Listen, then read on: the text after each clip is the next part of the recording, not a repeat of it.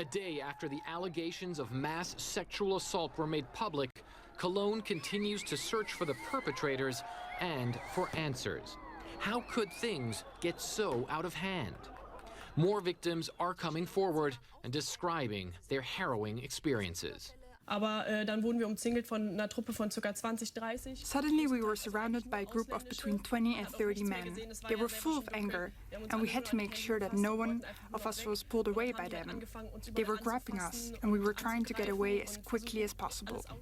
Police and witnesses continue to speak of a group of up to 1,000 men groping and often robbing women at Cologne's main railway station on New Year's Eve. More than 100 criminal complaints have already been filed. Germany's interior minister criticized the police's slow response to the violence and said authorities must do better in the future. We still do not have a clear picture as to who may be behind the crimes. All we have are some clues.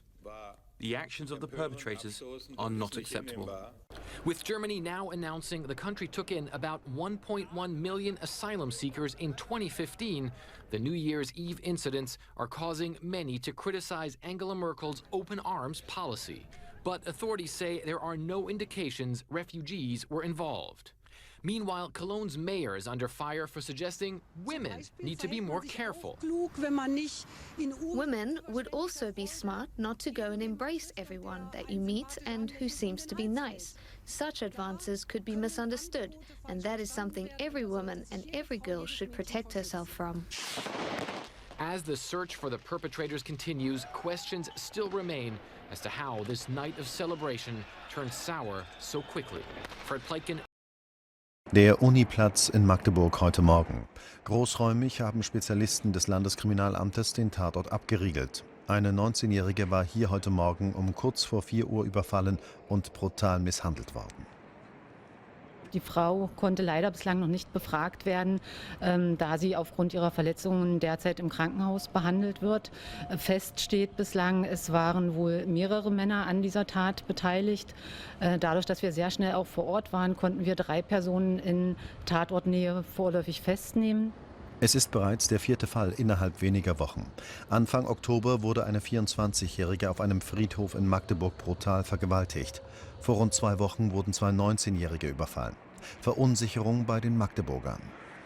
Über den Tag ist das bestimmt noch überschaubar, was da so passieren kann. Aber abends möchte ich allein nicht unterwegs sein. Nee, selbstverständlich hat man Angst, im Dunkeln jetzt frei auf die Straße zu gehen. Und das hat ja mit dem Alter nichts zu tun, ob man jung ist oder ein bisschen älter ist. Also das wird ja immer schlimmer hier. Im Zusammenhang mit den bisherigen Überfällen fahndet die Polizei nach diesen Männern. Sie sollen etwa 30 Jahre alt sein und werden von Zeugen als Personen mit südländischem Aussehen beschrieben. Die Beamten des Landeskriminalamtes haben am Uniplatz zahlreiche Spuren und Beweismittel gesichert. Da die 19-Jährige bei dem Überfall der vergangenen Nacht neben einem Schock auch etliche Verletzungen erlitten hat, konnte sie bislang noch nicht vernommen werden. Und in Magdeburg ist nun mein Kollege Sven Böttger zugeschaltet. Man überprüft natürlich alle möglichen Zusammenhänge. Es hat ja 4 Taten mit der Tat heute Nacht, insgesamt 4 Taten im Oktober hier in Magdeburg gegeben. Die Hergehensweise war immer ähnlich und aufgrund der ersten 3 Taten sind dann diese beiden Phantombilder entstanden und diese wird man jetzt natürlich mit den Männern überprüfen, aber all das wird sich sicherlich noch eine Weile hinziehen und man wird natürlich auch versuchen, dann die 19-Jährige selbst zu befragen, zum ganz genauen Hergang eben auch der Tat. Aber wir haben gehört von der Polizei, dass sie derzeit noch nicht vernehmungsfähig ist. Es soll ja körperlich soweit ganz gut gehen, aber psychisch wäre es wohl nicht ganz so einfach, sagt die Polizei. Da wird man sicherlich dann noch die nächsten Tage abwarten müssen. Vielen Dank, Sven Böttger in Magdeburg.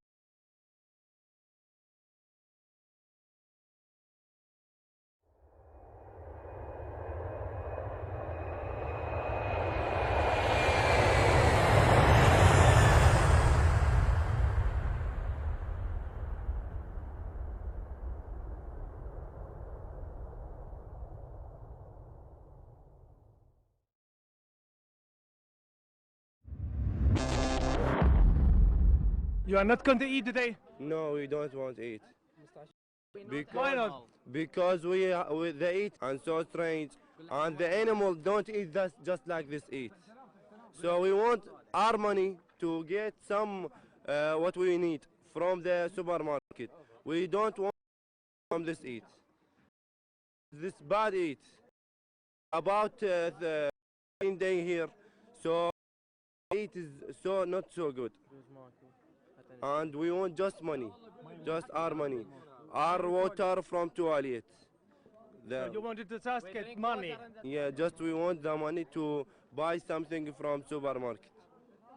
So we drink the water from toilet, and the animal don't drink the water from toilet. Yeah. How long time you will be I think in strike? صار ايش قد هنا؟ 7 day, 17 day, 17 day, yeah, 17 day. Yeah, and we sleep in the floor, and the weather so cold. No anyone care about us. No money, no medicine. They humiliated us. No any medicine. All of us sick. All of us maybe. So everyone is in strike now. What? Everyone, everybody in strike now. Yeah, of course. Oh, when they sick, no anyone care about us. They humiliated us, and they don't care about us, and they don't give us any medicine.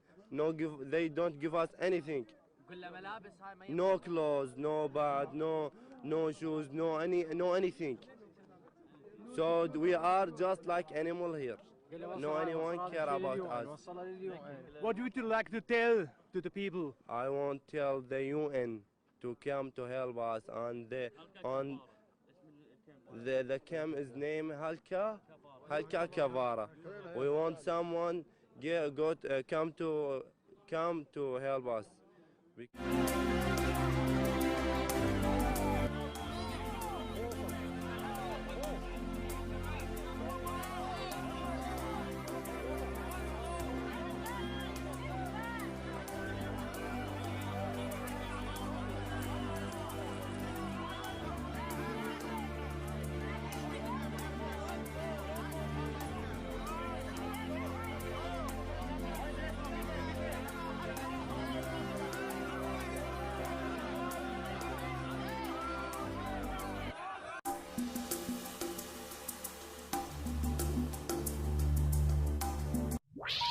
Please hang up and try again.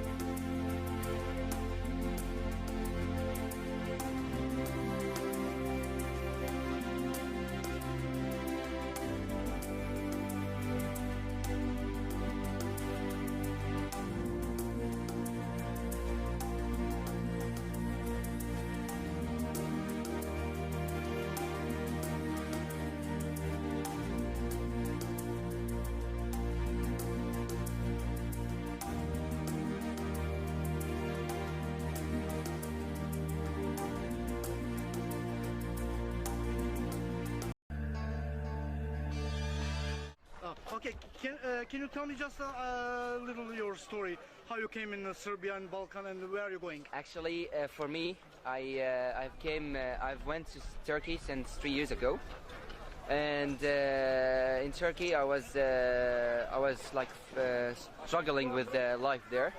It was so hard for me, like no future, no one is helping us, and I decided to move to Germany.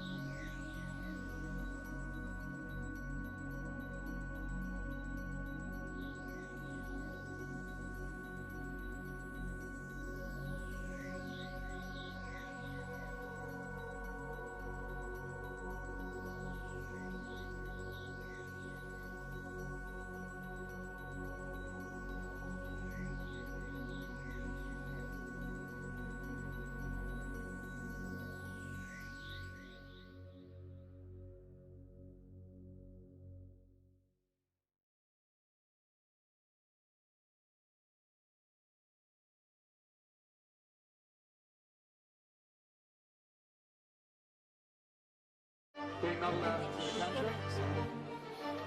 So don't panic, guys. We've locked all the doors on our back. And basically what the hold up here is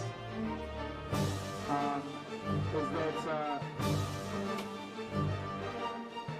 there's actually some mines,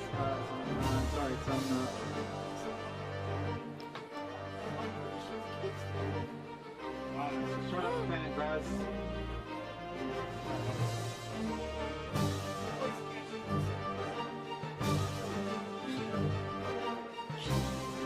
Shit, we're gonna run over someone, eh?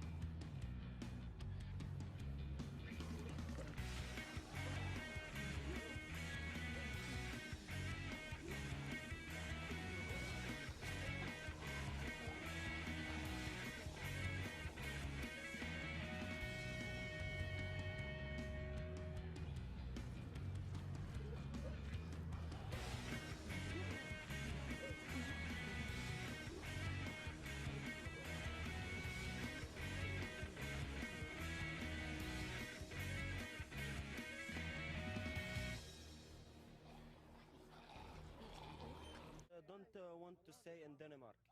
We don't all this, no Denmark. What do you want? Sweden. There's 500 kilometers to Sweden. What? No problem. How do you think you can walk to Sweden 500 kilometers? Why do you not want to seek asylum in a peaceful country? That's a good question. We have two reasons.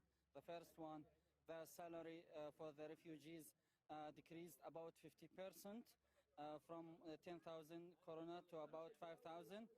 Then You get used to pet odors in your car. Is the in Finland, like in Finland or other country, they make us, they allow to us to receive, to take our family back to us, that family left behind in our country. And they allow to us to bring them about 2 to 3 months. But in your country, in Denmark, just allow to us about 1 and maybe 1.5 years. So this is long time to left our family behind.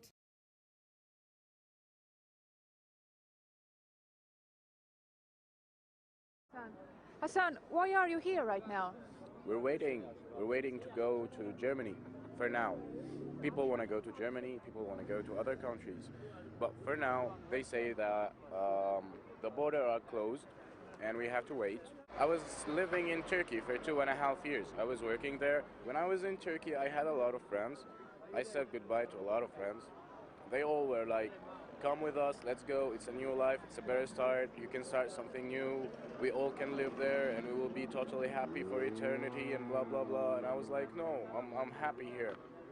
But like after 2.5 years, I was like, I said goodbye for more than 50 friends of mine, and they're all like close friends.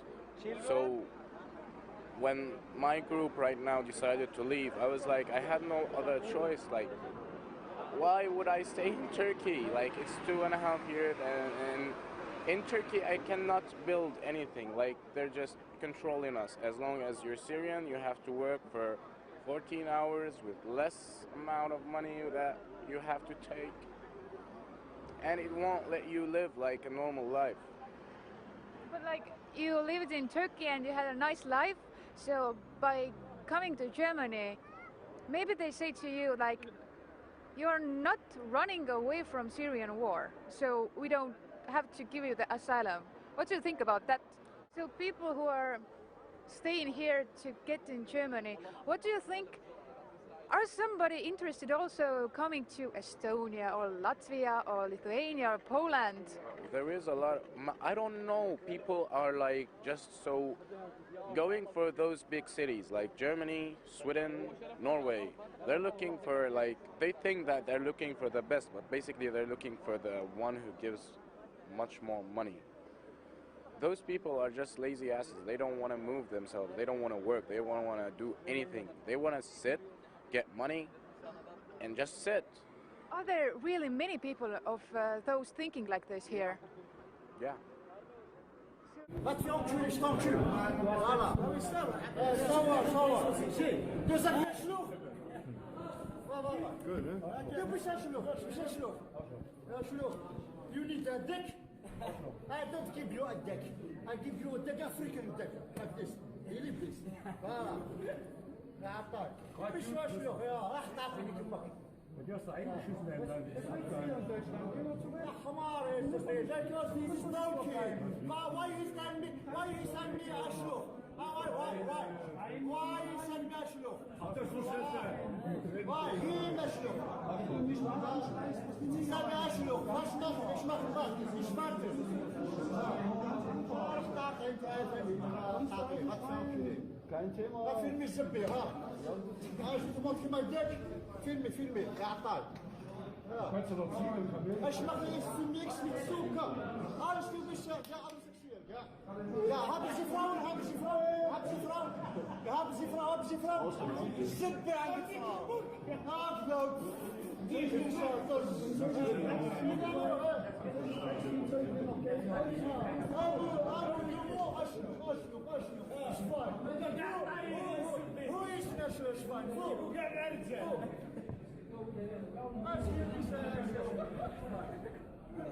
in hospital because this is a problem. What was the problem? Problem here. Problem there? Exactly. Balls, it's very big, like this. It's big. Really. He said make sex with anyone or make anything. We are 400 people, okay? How I can bring the girl to here, okay? She go like she go like make 400 times sex. Shit. If Europe's leaders now force Husam to relocate from Germany, he'll go home instead. No, I go back my country. You go back to Syria? Yeah. I go to my country. Everybody, if we ask anyone, if in Germany not accept people here, they will back country. So it's Germany or nothing as far as you're concerned? Or Germany or nothing. I back my country, of course. Mohammed Maroush Rahal escaped Idlib with his family after being thrown in jail. They too want to stay in Germany, and his 17-year-old daughter believes Europe should take a hard line with migrants whose lives are not in danger back home. Do you think that everybody who comes here should be allowed to stay here? No. No? Just Syrian. Just because Syrians. We have a war in our city. We can't live in our country.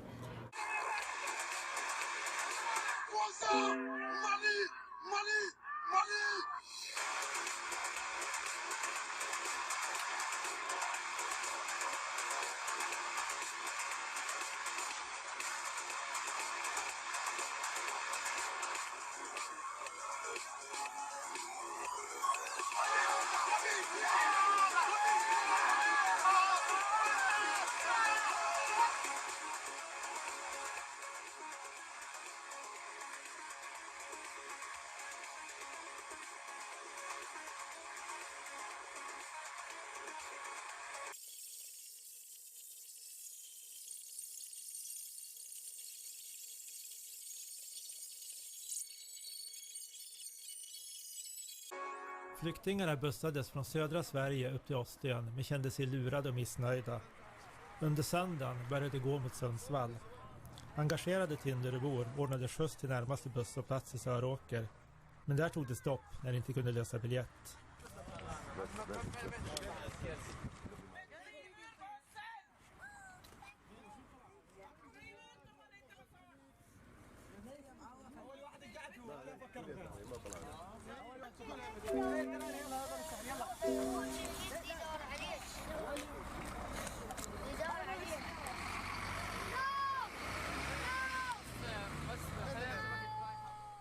Flyktinggruppen påbörjade återvandringen mot Sundsvalls järnvägsstation. If we open the window, it's coming very cold.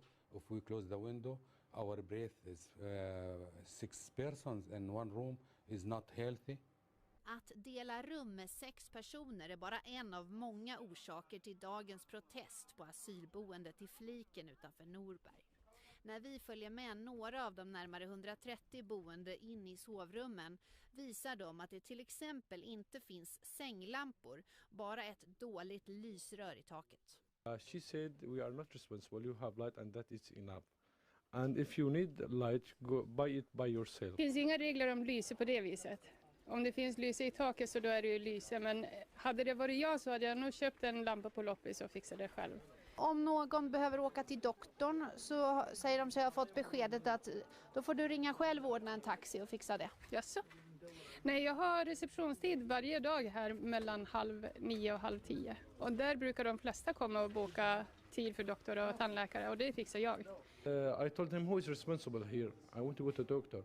He said nobody responsible, you are 31 years old, so go by yourself.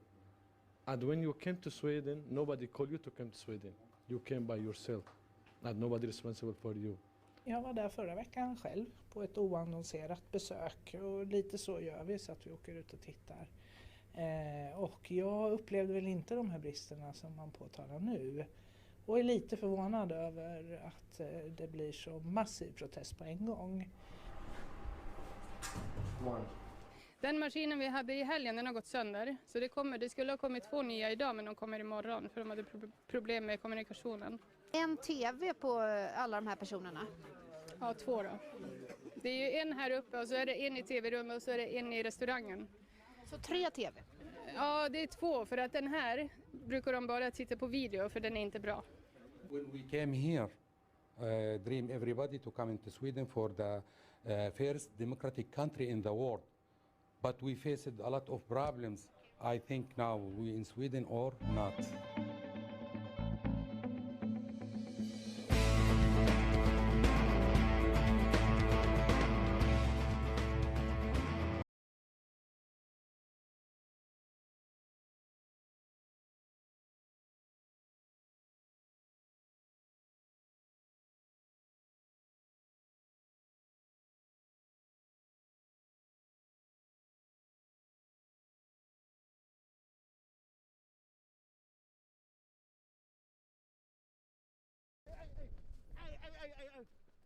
Help me. Hey,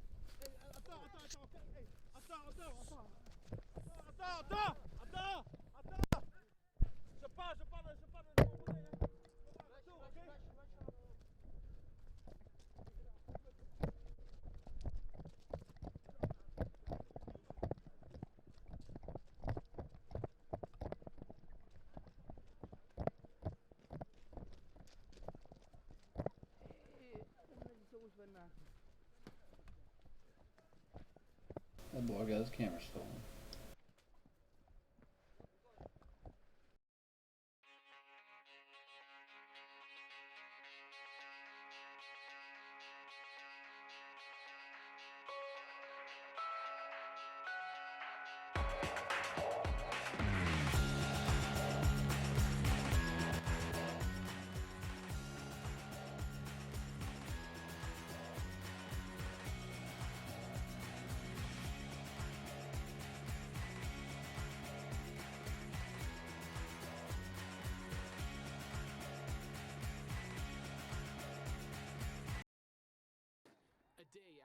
Allegations of mass sexual assault were made public, Cologne continues to search for the perpetrators and for answers. How could things get so out of hand? More victims are coming forward and describing their harrowing experiences. Aber dann wurden wir umzingelt von einer Truppe von ca. 20, 30. Suddenly we were surrounded by a group of between 20 and 30 men. They were full of anger, and we had to make sure that no one of us was pulled away by them. They were grabbing us, and we were trying to get away as quickly as possible. Police and witnesses continue to speak of a group of up to 1,000 men groping and often robbing women at Cologne's main railway station on New Year's Eve. More than 100 criminal complaints have already been filed. Germany's interior minister criticized the police's slow response to the violence and said authorities must do better in the future. We still do not have a clear picture as to who may be behind the crimes. All we have are some clues. The actions of the perpetrators are not acceptable. With Germany now announcing the country took in about 1.1 million asylum seekers in 2015, the New Year's Eve incidents are causing many to criticize Angela Merkel's open arms policy. But authorities say there are no indications refugees were involved. Meanwhile, Cologne's mayor is under fire for suggesting women need to be more careful. Women would also be smart not to go and embrace everyone that you meet and who seems to be nice. Such advances could be misunderstood, and that is something every woman and every girl should protect herself from. As the search for the perpetrators continues, questions still remain as to how this night of celebration turned sour so quickly. Fred Pleitgen, CNN, London.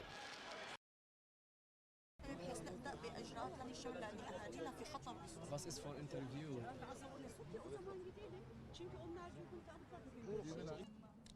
It is garage for cars and no air change. The illness began to big. All the people in this place are ill now, flu and cold and these illnesses. And we are 500 people in this garage. It's a closed place with no windows. It's not good for even a human being to be in there. The shared bathrooms, it's very gross, it's very disgusting, and it's not enough. There's only 4 cabins for all women in there. The German Red Cross says it had little time to mobilize, and the facility is already at capacity.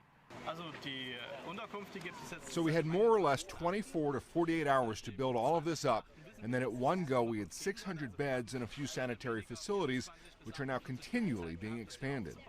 I still don't regret it, but it's disappointing. It's not what I have imagined. Like, I prepared myself.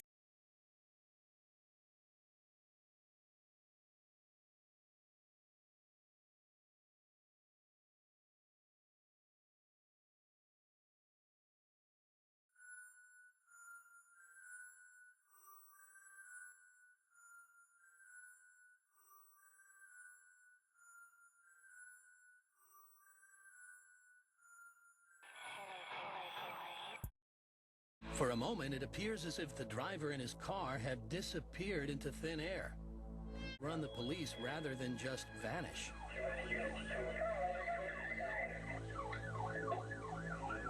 His moves are still baffling to the police as he swerves all over the road, driving like a man possessed. And just when he's really thrown the cops for a loop, he gets back on a straightaway, showing off a seemingly supernatural speed.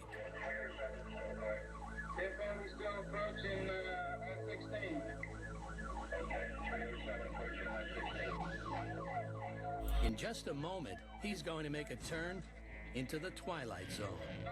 Watch.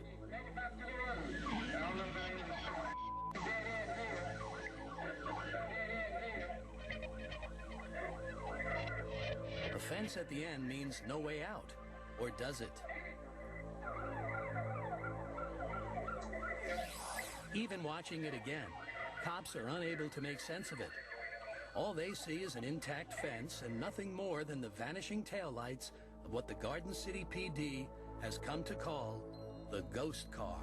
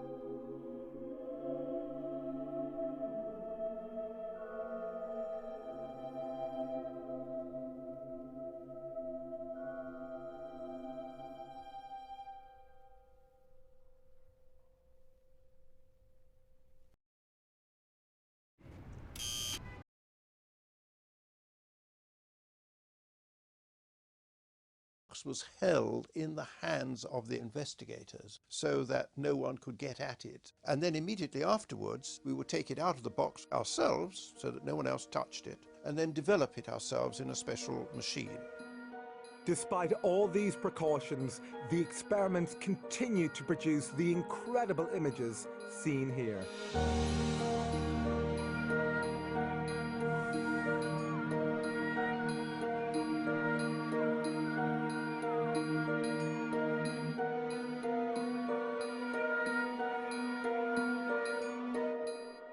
They were able to achieve whole lengths of film, sometimes up to as much as 4 feet, with various words, symbols, messages, all sorts of different things on that film. Other films contained poems in centuries-old German and fragments of Greek, Chinese, Hebrew, Latin, and even Sanskrit. The Skoll group were ordinary people with no knowledge of these languages.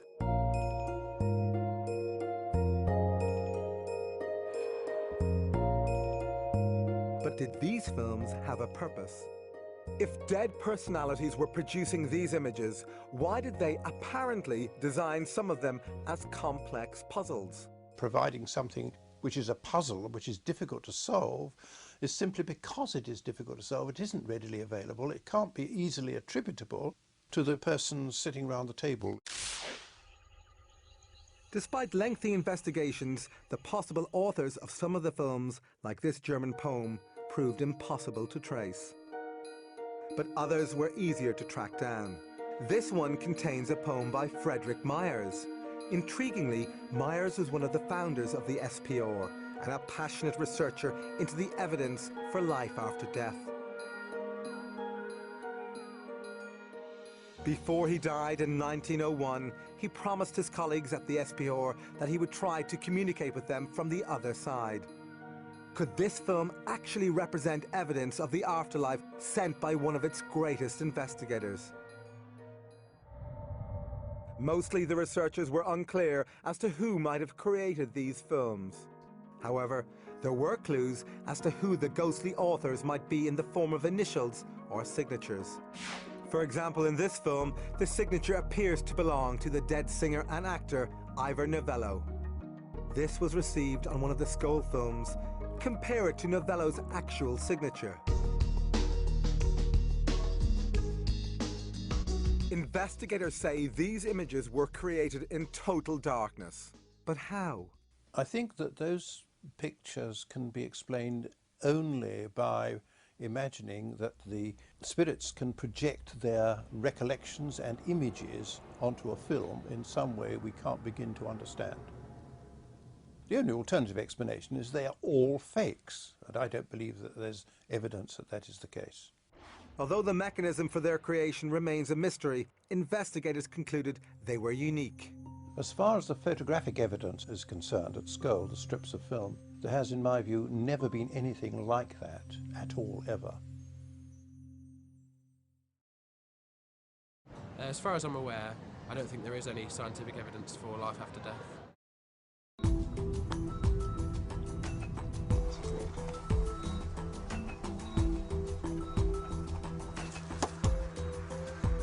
Spurred on by the photographic experiments, the Skoll group began a series of video experiments called Project Alice, after Alice through the looking glass. Their ambition was nothing less than to try and capture moving images sent from the spirit world. The Skoll group insists that instructions on how to position the camera and mirrors came from their spirit communicators. They were told to set up a video camera in the dark cellar, aim it at a pair of mirrors so that it could only film its own viewfinder. While it was recording, nothing unusual was seen. But when the tape was played back, these remarkable pictures appeared. We had images on the video, sometimes of what looked like a tunnel of light. Other times, spirit faces were coming towards us. Sometimes what appeared to be a doorway moving.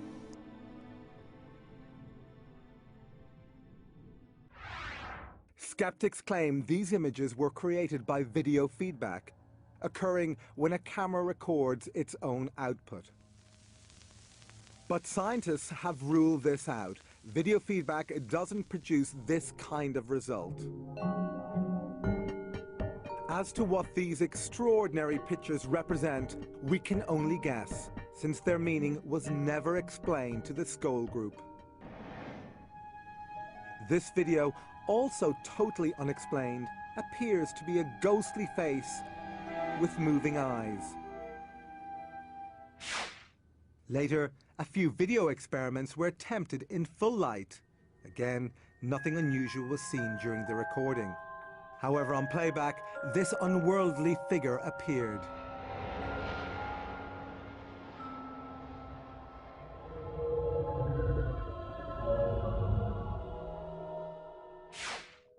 But was it possible for the Skoll group to have faked these images? Not according to the investigator who monitored these experiments, Swiss lawyer and businessman Dr. Hans Scher. There's absolutely no possibility that this film could have been prepared before, because I selected one of the video films which was in its original packaging, which I opened. I took the film out, I signed the film, and I put it personally in the video camera. He inserted it into the camera. We never touched at any stage the camera or the film. When we played the film, it showed at the beginning a number of bubbles of various colors.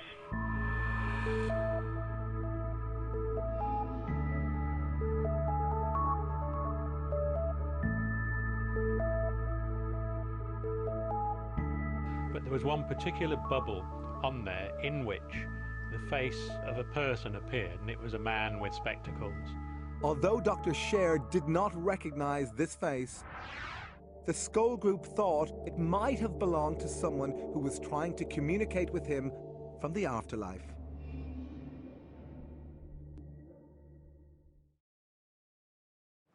I have heard of the electronic voice phenomenon. I think it's actually one of the most disturbing and unnerving aspects of the notion of there being an afterlife.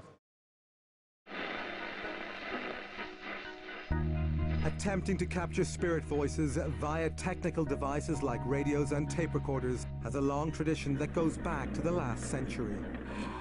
Today, there are tens of thousands of people around the world who say they have captured the voices of the dead on simple tape recorders.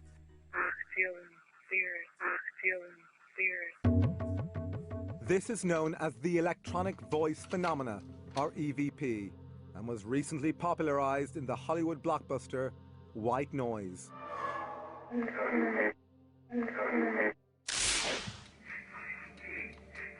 Despite the Hollywood treatment, EVP has been the focus of serious scientific investigation. One of the leading researchers is Alexander McRae, an electronics engineer who has worked on communication systems for the space shuttle. He has been investigating EVP for decades. If somebody came up to me in the street and said, there's nothing paranormal about EVP, I would say, well, I've done at least 20 years and hundreds of experiments, and I know that it is a paranormal effect. Now, how many experiments have you done? But skeptics insist that EVP is nothing more than the random pickup of broadcast signals like radio and TV. To test this theory, McRae tried to obtain EVP inside a laboratory that was fully shielded against radio and sound waves. This meant it was impossible to pick up any stray broadcast signals. So inside the laboratory you couldn't pick up anything, but yet the device still produced voices.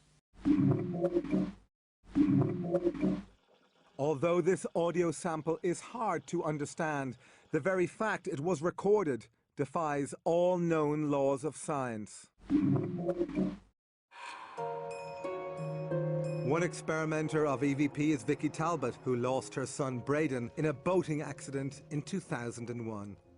Okay, I'm coming down into Wildcat Cove right now, which is the cove that my son departed from and did not return. Ever since then, she says she can record and recognize his voice using this digital recorder. Well, that's Braden. What has really convinced me is the way he speaks, the stress, the intonation. Sometimes he sounds exactly as he did in life. Happy New Year. He will use certain phrases that we used to use. He will say certain things that will identify himself as the person that he was in life. I am convinced, personally, that I am communicating with my son. Like visitors to school and to Bachi's centre, EVP practitioners find comfort in the belief that they can still communicate with loved ones. But even this conviction can't make up for the unbearable burden of losing a child. These just make me want to cry, just looking at him. He'll just never be this age again, or do that again. What matters is the love that you have for your family. That's what really matters, and not to screw it up. And to remember they can be gone in a flash. You know, these other people, I feel so sorry for them because they have no way of communicating with those that they have lost. And they go around thinking, if only, if only, if only. I don't have to think that. And that's a good thing.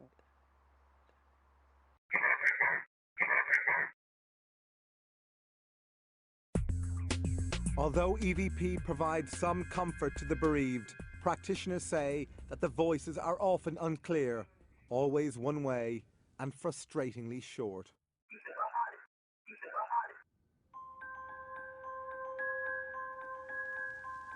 One way that we also communicated with spirit, and which was a very effective way, was by use of an ordinary, very cheap tape recorder whose amplifiers were used by the spirit team to carry on a two-way conversation with us. We inspected this machine and found it was completely normal.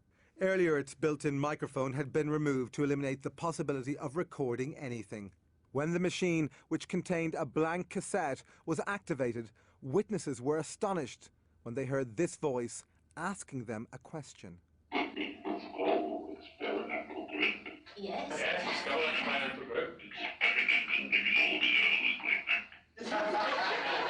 Experimenting with audio. Yes. Historic moment it is.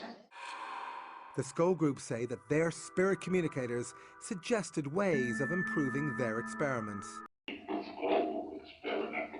Heard this voice asking them a question. Yes.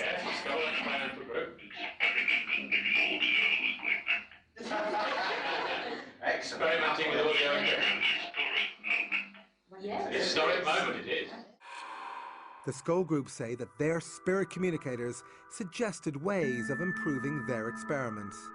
For example, they told Professor Ellison, one of the SPR scientists, how to build a device for boosting communications via the tape recorder. But this information arrived in a very strange way.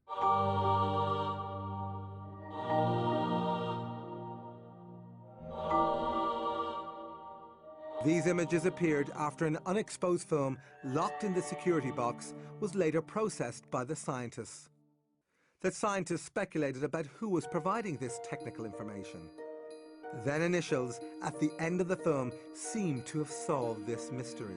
I wrote to the Edison Memorial people in America, and they sent me a copy of one of his letters, which contained his initials, which looked almost identical to the signature on this film. This matching set of initials convinced the researchers it was Thomas Edison providing this information. Not only was Edison the world's most famous inventor, he also had an enormous interest in the possibility of an afterlife. His intention to build a machine that could communicate with the dead made headlines around the world, but he died before being able to build it. Is it possible that through the Skoll Group, he finally achieved this aim? My understanding of life after death is what we've done here, the way we've affected the people about us and things that we do, and it lives on through them.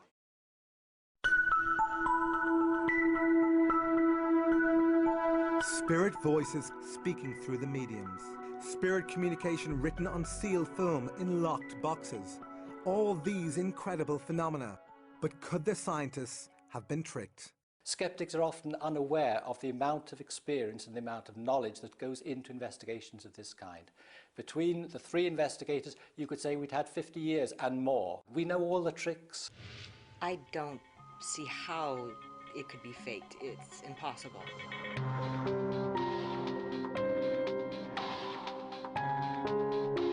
Nevertheless, was it possible for the Skoll Group to have perpetrated a massive hoax? These things are so extraordinary that when one tells them to people who've not had the experiences themselves, they think, oh, it must be trickery. And the challenge then always is, okay, you duplicate it. But so far, no one has been able to do this.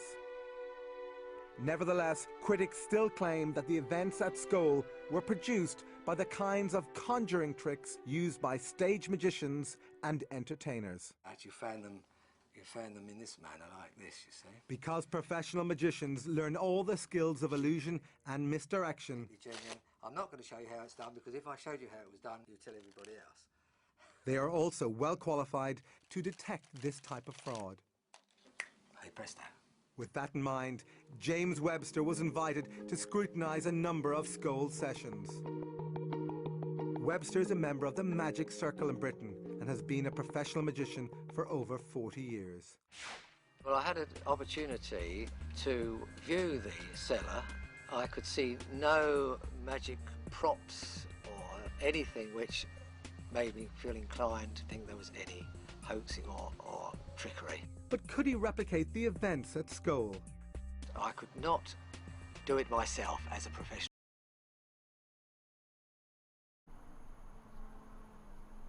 I filed my taxes online with H&R Blog. This is a margin call. There's got to be tens of trillions of dollars of losses in derivatives now. This is history being made. Hey friends, thanks so much for joining us. I have a very urgent update from the one and only Bill Holter from JS Mindset. Of course, we post all of Bill's material over at sgtreport.com. Bill contacted me and wanted to do an update to share important information with our audience.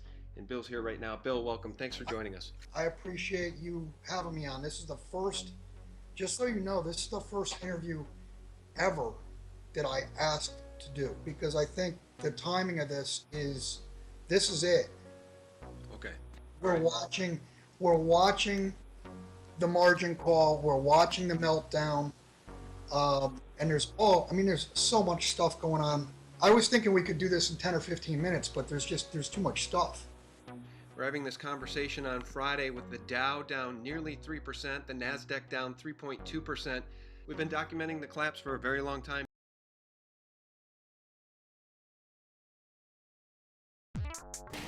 You don't think a 7-year-old can be as sexy as a 20-year-old? No. You make me sick. Welcome to 2015. Fuck you. This podcast has been brought to you by Twizzlers, the Hershey Company. Twizzlers, if you have an opinion, fuck you, dude. You know what? I'm sick and tired of hearing this insensitive crap, okay? If you want... and I'm a CEO.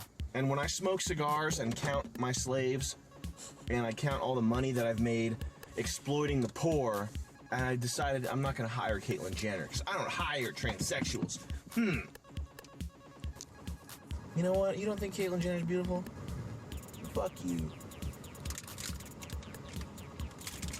Fuck you. I identify as Twizzler. You should see red ropes when you see me. If I was ever to give you the pleasure of my sexuality, you would not be allowed to enjoy my masculine body. Beg for it.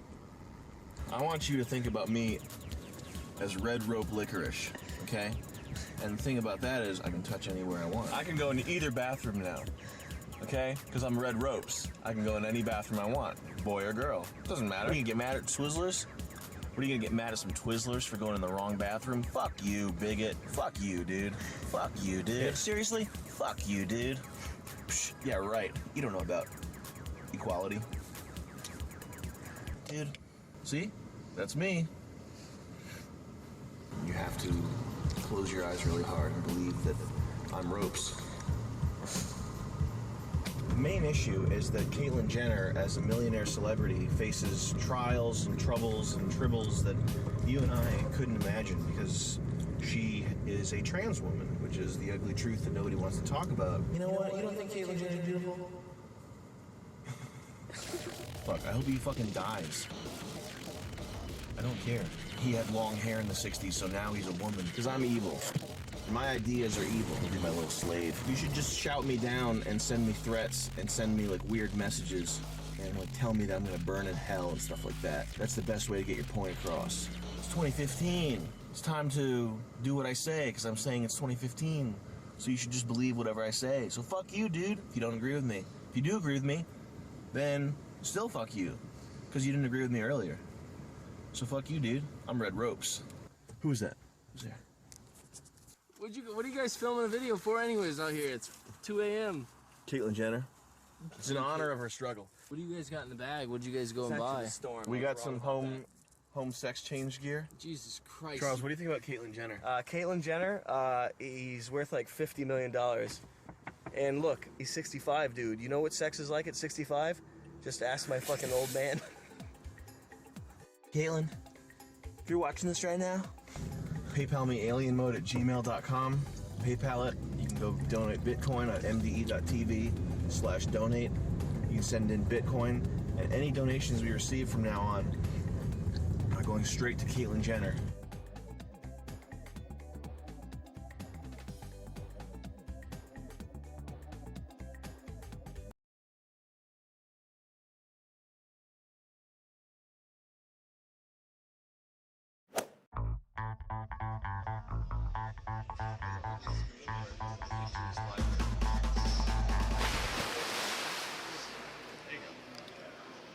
See, this makes much more sense for Mac, because it's an ethnic child, and it's like a very high-quality photo that was taken by a professional. So for Mac, this makes more sense. I wonder if you can see the photographer, though. A little bit you can. He's wearing a black hood. He's wearing a white hood. A white cone hood. I use Mac.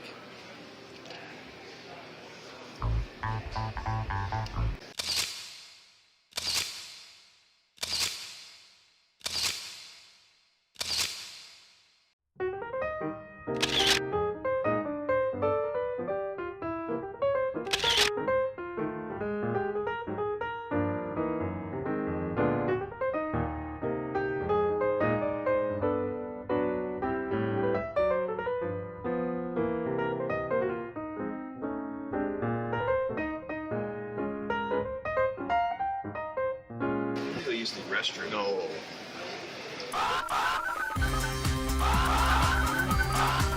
Leave me, please. You can't leave me. Really? Are you serious? Hey, and see, when you have Mac, you have important things to talk about on FaceTime. So if I had a Mac, I would have like a business meeting. I would be talking to people in like Sao Paulo or some very exotic location where they're doing equally like great, cool business. The third world rising up thanks to Mac. So I'd say, hey, did you get those files I Mac'd you? And they would say, yeah. Because when you have Mac, file transfers are like that when you have Mac. So, hey over there in Paris, did you get those files? Did you get that important document? Great. I'm gonna head to the coffee shop because when you have Mac, you can do business around the globe from sitting in the cafe. And when you're done, Mac goes from a work object to a play machine. Do you have any games on there? Well, there's chess. They don't have any downloaded apps or anything? You know, you need your Apple ID for every single thing.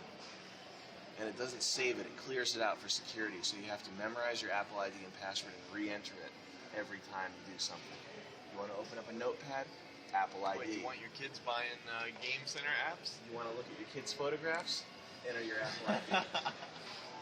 What other cool things do we have on Mac? Call it Mac. Calendar. Full of important business meetings. This is very essential. Come here. So we're on Mac. And when you're on Mac, your life is going to be full of events. If you have any other computer, your calendar app, you're going to maybe use it once, and you'll never use it again, because you're a piece of shit and you don't coordinate things like that. Nobody does. But when you have Mac, you're going to be full. Spin class, Omega project, weekly meeting, conference room, Adams field trip, lunch meeting at La Pastia. That sounds expensive. You can afford it because you've got Mac. Softball practice, marathon training. Whoa, this is a real...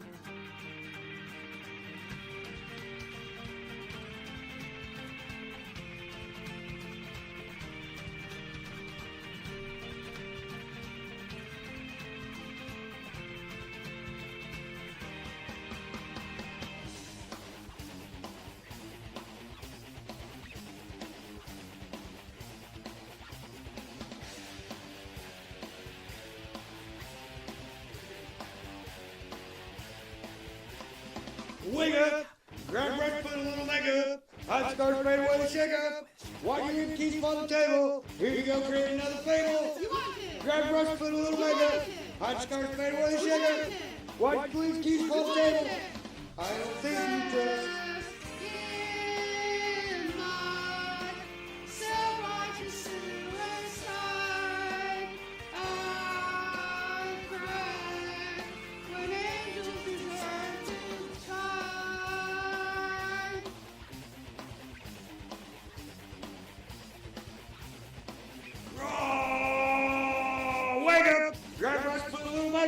Hot scarf, fade away the shaker. White leaf keys on the table. Create another fable.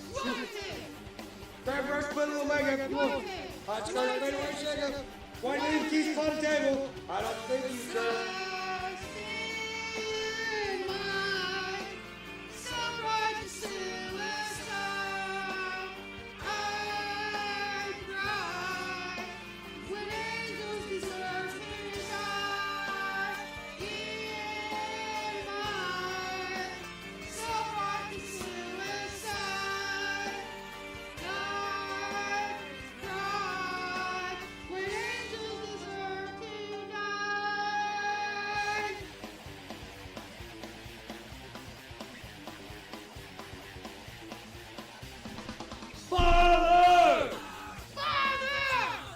Father! Father! Father, into your hands I commit my spirit. Father, into your hands you forsaken me. In your eyes forsaken. I filed my taxes online with H&R Block for $9.99.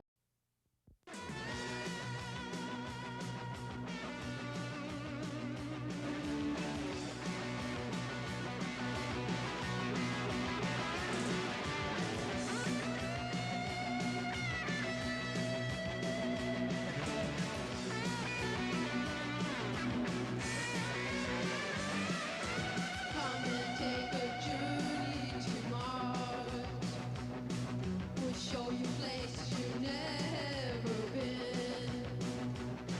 You'll go to places in your wildest dreams. It'll be such an adventure for you.